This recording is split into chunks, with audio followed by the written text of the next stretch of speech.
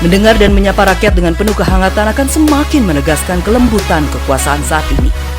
Memuja-muja kekuasaan atau membenci setengah mati kekuasaan itu sama-sama berbahaya. Kita jangan tenggelam dalam itu semua. Kritikan dan perbedaan harus dipandang sebagai berkah. Semua hari sangat penting. Pandailah kita semua memilah untuk hal-hal yang baik. Masing-masing kita adalah pemberi informasi.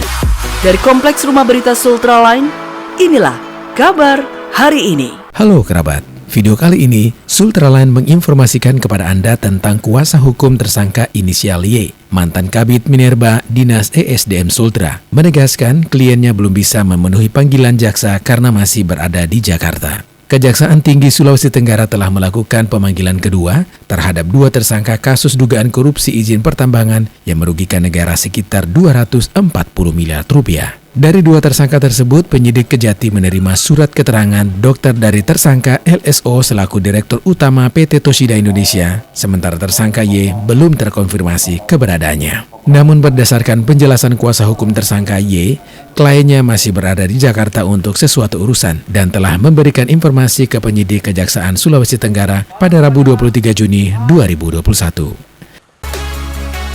Kerabat Sultraline, subscribe channel ini, jangan lupa nyalakan loncengnya, like dan komen. Saksikan terus video-video terbaru tiap harinya untuk Anda. Abdul Rahman, kuasa hukum tersangka Y mengatakan kliennya tidak sedang berupaya menghindari panggilan jaksa. Namun karena urusan mendesak, tersangka tidak menghadiri panggilan kedua dari penyidik Kejati Sultra. Rahman menjelaskan belum ada informasi lanjut terkait kedatangan kliennya ke Kendari. Namun untuk panggilan berikutnya, kuasa hukum berupaya agar tersangka Y dapat memenuhi panggilan jaksa. Yang bersangkutan sementara berada di Jakarta. Dalam rangka apa Pak dia di Jakarta Pak? Ada urusan. Kemudian yang kita temui hari ini seperti siapa? Yang di dalam Penyidiknya. Saya ketemu sama penyidiknya. Pak Yusmin di Jakarta urusan dinas atau apa ini Pak? Kedinasan atau apa? Saya belum tahu urusan apa, yang pasti beliau ada di Jakarta.